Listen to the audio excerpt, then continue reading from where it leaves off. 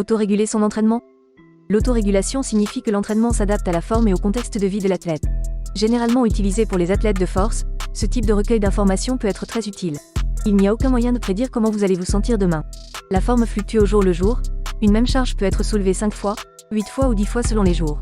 Les méthodes d'autorégulation servent à prendre en compte ces variables. Deux méthodes sont particulièrement faciles à utiliser si on a un bagage minimal en musculation. Le premier est le RPE, taux d'effort perçu.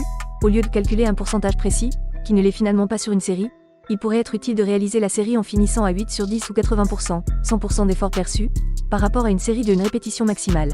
On peut prédire les RPE ou les utiliser pour avoir un feedback sur une série, une séance. Ce sont des marqueurs subjectifs qui fournissent des informations importantes sur l'athlète. Une autre option subjective est d'utiliser les répétitions en réserve, RER.